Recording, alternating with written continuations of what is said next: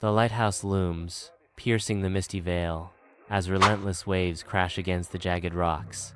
Fog hangs heavy, creating an ethereal, almost surreal atmosphere around the stoic lighthouse.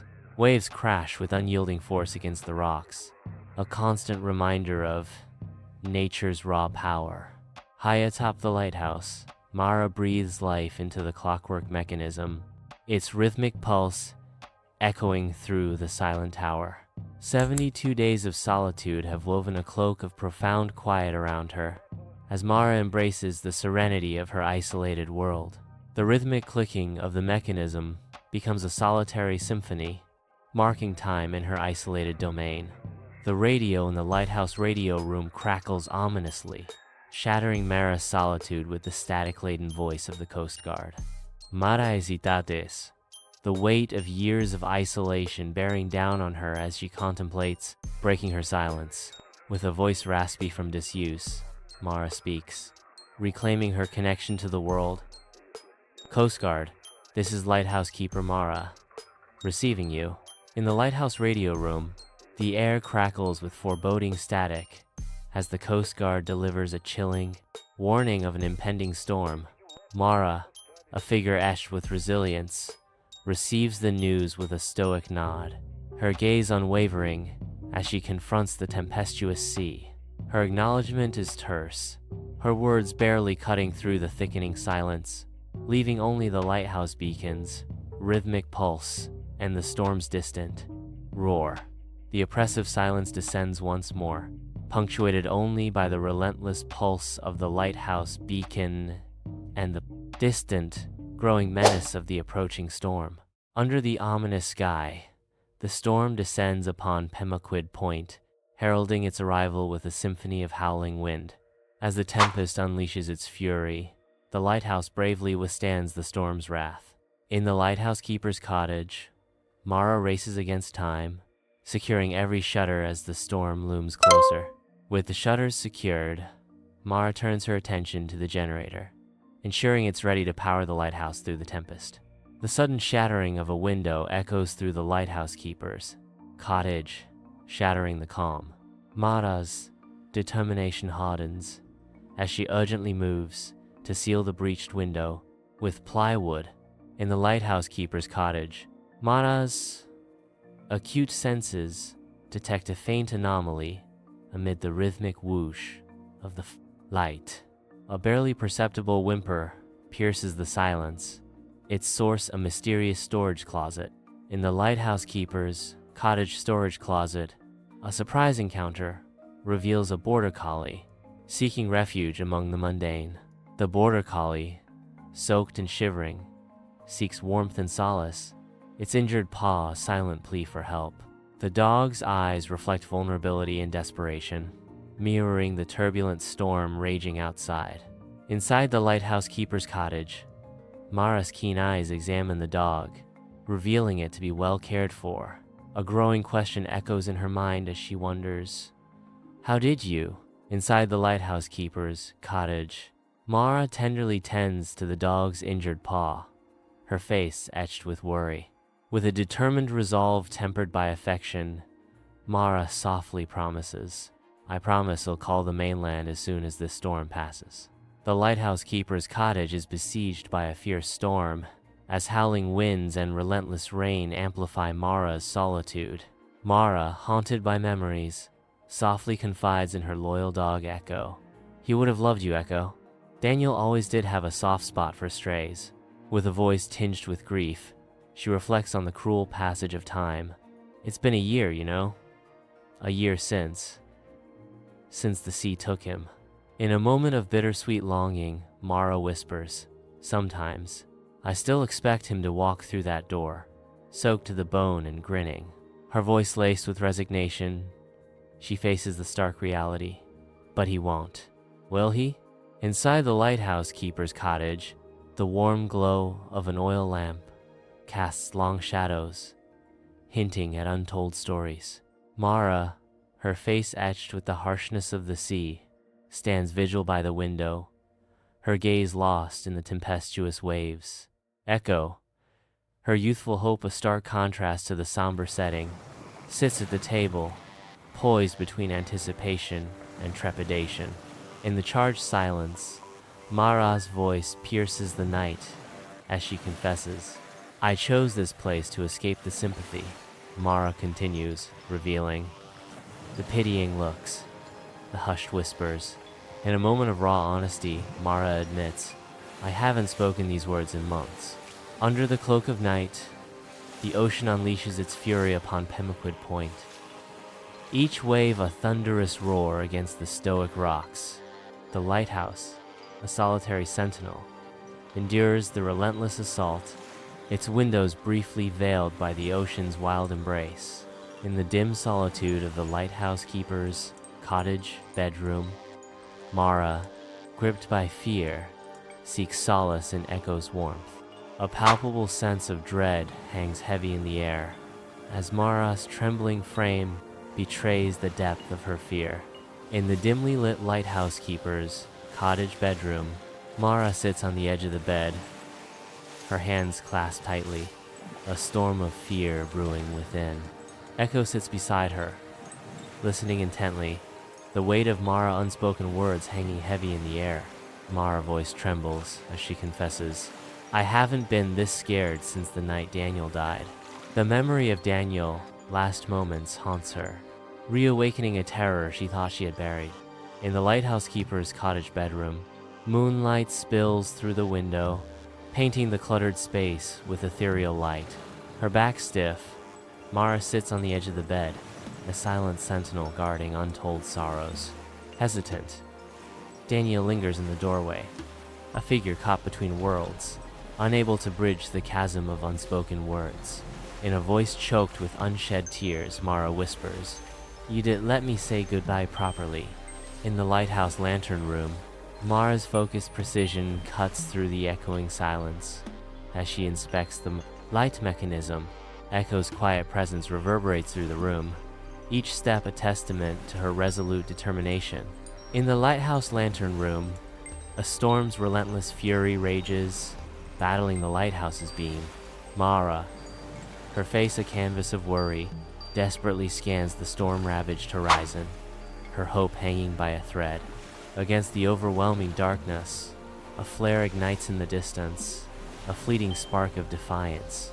Bathed in the rhythmic pulse of light, the lighthouse lantern room becomes a stage for mounting dread. Amidst the storm's fury, Mara whispers, her voice trembling with fear, "Oh God, someone's out there." The relentless rain and rhythmic light cast an eerie glow, intensifying Mara's mounting terror.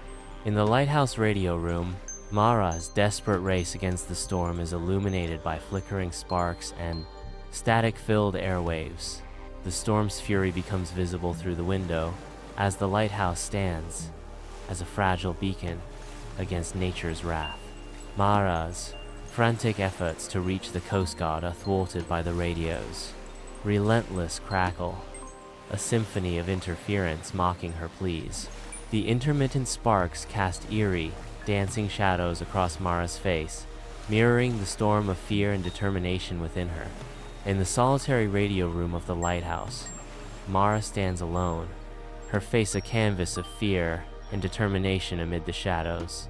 The hum of the radio fills the void as Mara wrestles with her thoughts, caught between waiting and acting. In a moment of quiet resolve, Mara declares to herself, "It's just me now. Stay here and wait? Or try to do something?"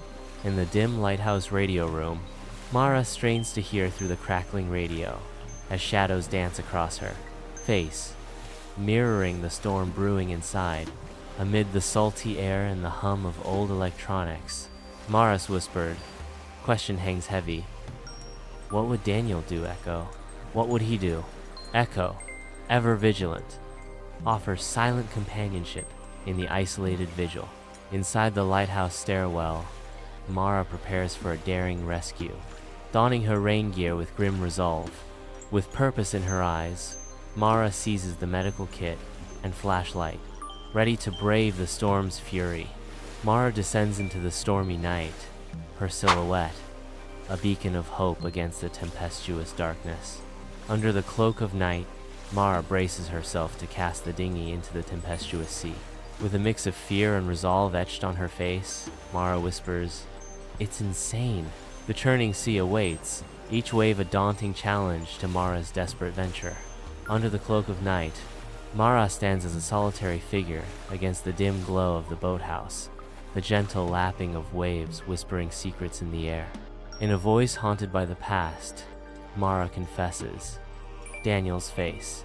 I see it every time I close my eyes." Driven by a haunting vision, Mara asserts, "I couldn't stand by and do nothing again." Under the cloak of night, Echo's clumsy entry into the boat nearly spells disaster for them both, a stark warning of the perils ahead. In the face of urgency, the potential for conflict is swallowed by the need to survive. On the open sea, Mara battles the tempestuous waves, her determination fueled by the distant promise of a flare. Against the overwhelming darkness, Mara strains to navigate through the monstrous waves, her eyes fixed on the flare's faint glow. Each surge of the boat tests Mara's resolve as she pushes forward, driven by the beacon of hope in the inky abyss. Under the cloak of night, the open sea becomes a tempestuous battleground, as rain and waves assault Mara. With relentless fury, Mara's face is lashed by the rain, her vision obscured as the relentless waves threaten to engulf her fragile vessel. Each wave becomes a menacing force, poised to swallow Mara and her boat whole in the heartless expanse of the sea. Under the cloak of night, Echo fearlessly confronts the tempestuous sea, her barks slicing through the storm's fury. With renewed vigor, Echo's unwavering gaze pierces the darkness, her barks echoing a silent challenge to the looming unknown. Beneath the cloak of night, Mara's flashlight pierces the darkness, guided by Echo's keen gaze across the open sea. A haunting tableau unfolds as a half-submerged fishing boat bobs ominously on the waves, a grim testament to nature's fury. In a moment of stark clarity, the flashlight beam reveals a lone figure clinging desperately to a life vest, a solitary beacon of survival amid the cold, unforgiving sea. Against the inky abyss of the open sea, Mara fights to bring her boat alongside the sinking vessel, a desperate race against the relentless tide. In the frigid embrace of the night, a middle-aged man's face emerges, etched with the stark terror of impending doom, his eyes wide with a silent scream. Beneath a tapestry of stars, the open sea cradles a small dinghy in its gentle, rhythmic sway. In a moment charged with urgency and anticipation, Mara commands, "Jump!" Amidst the vast silence, hesitation gives way to action as he leaps into Mara's dinghy. Amidst the vast open sea at night, a loyal canine, Echo, offers a tender gesture to his ailing companion. In the boat's depths, a man struggles for each breath, his relief palpable as he softly whispers, "Thank God." He expresses relief with the words, "Thank God."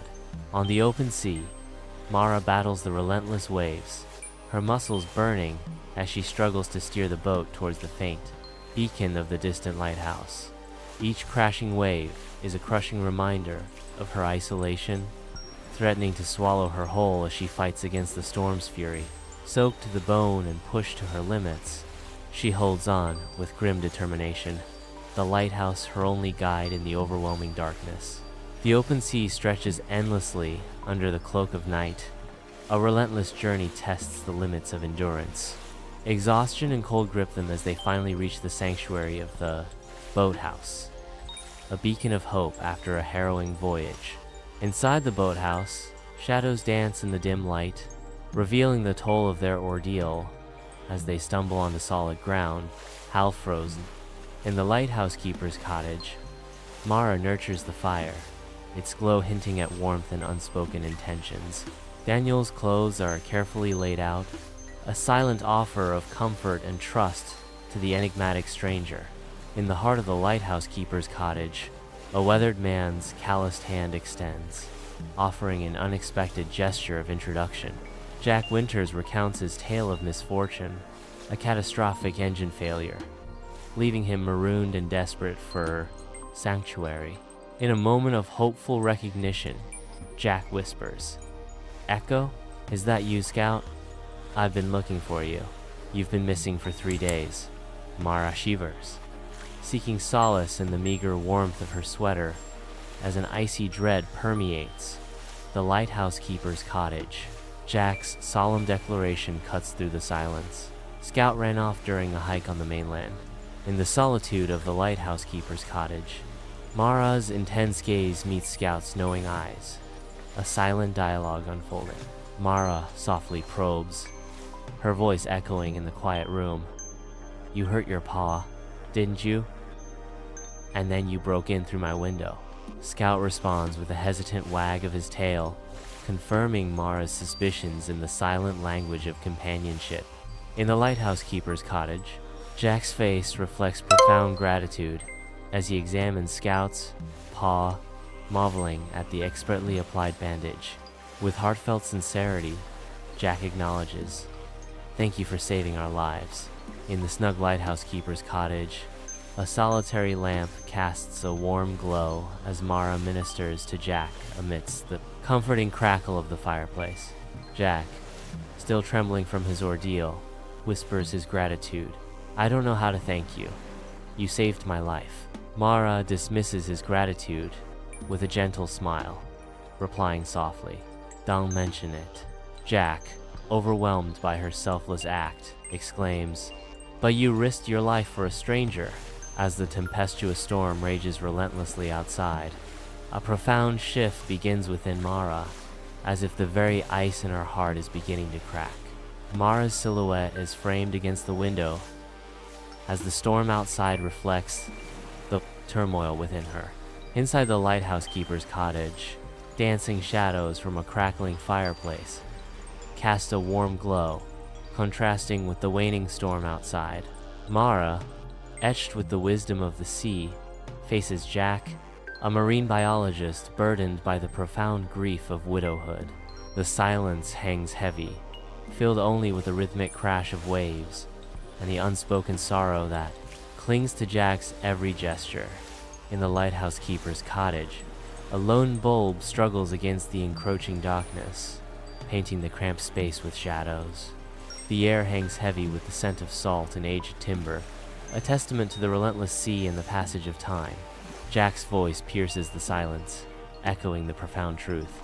You learn to build a life around the empty space. In the dim lighthouse keeper's cottage, shadows dance around Mara and Jack. A half-empty wine bottle sits between them, a silent witness to the secrets about to be revealed. Mara's voice cracks as she confesses, "Daniel, after he was gone, it was like all the sound just drained out of me." Her voice barely a whisper, Mara continues, confessing, "I wouldn't talk." A glimmer of hope flickers across Mara's face as she admits, "Then Scout came along. Somehow, that dog, he got me talking again." In the quiet of the lighthouse keeper's cottage, shadows dance around Jack and his loyal companion, Scout. As the night deepens, Jack, a weathered soul etched with the stories of the sea, confides in the silence, his words a soft echo in the empty room. In the stillness, Jack softly declares, "Animals know, you see. Scout's got a sixth sense about people who are hurting." As dawn breaks over Pemaquid Point, the storm's fury fades, revealing a world reborn. The rising sun casts a golden glow over the calm sea, signaling the end of the storm's reign. In the lighthouse radio room, an ancient radio sputters to life, casting an eerie green glow upon the dancing dust particles. A voice booms over the radio waves. "Lighthouse, this is Coast Guard Station, Alpha. Do you read?" With resolute calm, Mara responds, "Coast Guard, this is Lighthouse. We read you. We have 2 individuals here, Jack and Scout, needing immediate assistance." Atop the lighthouse, Jack and Mara stand as silhouettes, poised on the edge of a new day, where the ocean kisses the sky in an eternal embrace. In the hushed anticipation of dawn, Jack's heartfelt question hangs in the air. Will you stay? The boundless ocean mirrors the infinite possibilities of their choice. Each wave, a whisper of destiny. At the lighthouse's peak, Mara is silhouetted against the vast ocean, bathed in the dawn's gentle embrace. In a moment of quiet reflection, Mara ponders. It seems the lighthouse has served its purpose. With newfound resolve, Mara whispers, maybe it's time to rejoin the world. The lighthouse stands in silent vigil, its beam fading as Mara prepares to step back into life's vibrant current. As dawn breaks over the lighthouse, Scout's gentle nudge awakens Mara to a breathtaking scene where the ocean is, being painted with liquid gold. Amidst the serene awakening, Jack's voice cuts through the morning calm, extending a simple invitation. We should get coffee on the mainland when you're next there. Atop the lighthouse, bathed in the soft glow of dawn, Mara offers a rare, genuine smile. In a moment of quiet affirmation, Mara softly expresses, "You'd like that." Time has woven its healing touch as Mara stands at Pemaquid Point, her gaze lost in the vast expanse of the sea, a serene tranquility gracing her countenance. The sea whispers secrets of resilience and renewal as Mara finds solace in the rhythmic dance of waves against the shore. In the boundless horizon, Mara discovers a quiet strength, a testament to the enduring power of hope and healing.